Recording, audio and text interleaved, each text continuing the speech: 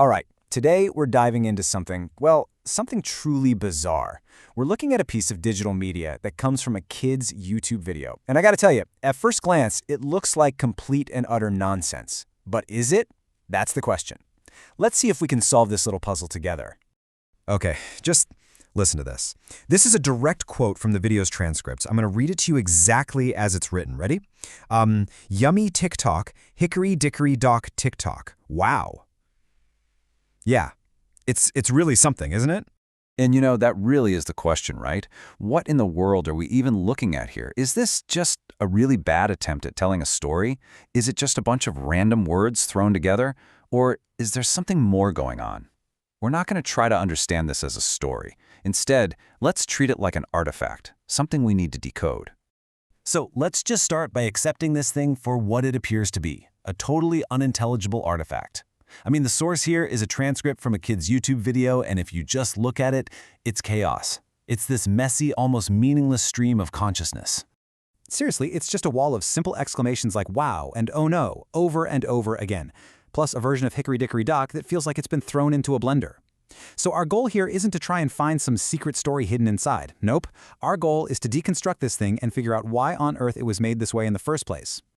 All right, so let's start decoding this chaos. Think of us like archaeologists looking at some strange relic. If we look close enough, we can actually find the method in all this madness just by spotting the patterns. And trust me, oh, they are definitely there. And here's where things start getting really interesting. Take a look at this. When you just count the words, the data shows something wild, extreme repetition. I mean, a handful of words, wow, oh no, and okay, they completely dominate the entire script. And that is not an accident. That is absolutely a deliberate choice. And right here, you can start to see the logic behind that choice. The whole vocabulary is basically built to do two simple things. On one hand, you've got these high-impact emotional triggers. Wow, to signal excitement. Oh no, for a little bit of drama. And then on the other hand, you have these super simple, basic responses. This whole thing is a language designed for the absolute shortest of attention spans. Okay, now we get to what I think is the most fascinating part of the whole transcript. In the middle of all that chaos, there's this one little island of structure. The nursery rhyme. So let's zoom in on what I'm calling the hickory-dickory anomaly, because this is where we're going to find our biggest clues. First, let's just remind ourselves of how this is supposed to go, right? The classic version we all learned as kids. Hickory dickory dock, the mouse ran up the clock. Simple, clean, it makes sense. Okay, now compare that to what's actually in the transcript. Hickory dickory dock, the bear slept by the clock struck him, yummy hickory dock. The basic rhythm is kind of there, but it's been totally mangled. It's stuffed with nonsense words and weird substitutions. So the big question is, why? Why change it at all? And this is where the pattern just snaps into focus. The animal in the rhyme, it's always being swapped out. 1 minute it's a mouse, then a dog, then a bird, a bear, a hen. See? These are not random choices, not at all.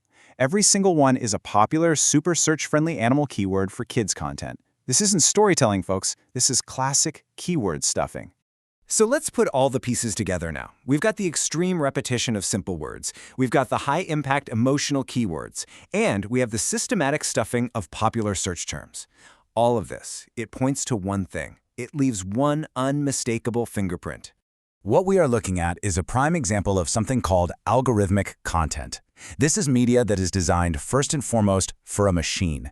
Its main goal isn't to tell a great story or to educate a kid in any meaningful way. Its goal is to be perfectly, and I mean perfectly, optimized so that the YouTube algorithm will find it and promote it. And you can actually break it down into a simple 4-step recipe. It's almost like a formula. Step 1, you pick some SEO-friendly characters, like popular animals. Step 2, you sprinkle in all those high-engagement sounds, your wows and oh no's. Step 3, you anchor the whole thing with a familiar nursery rhyme. And Step 4, you just repeat, repeat, repeat for maximum watch time. That's it. It's a formula. So, okay, we've kind of solved the puzzle of this one specific video. But now let's zoom out for a second and think about the bigger picture here, the world that this kind of content lives in. Let's talk about the modern digital nursery. Because what we've really uncovered here is the logic behind a whole new kind of children's entertainment. It's this digital nursery where the media isn't really created for storytelling or education.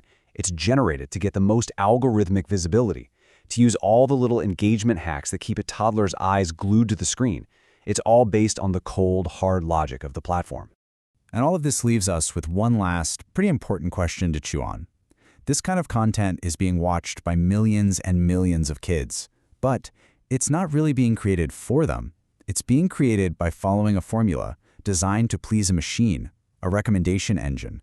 So you have to ask yourself, when the nursery rhyme is written for an algorithm, who is it really for?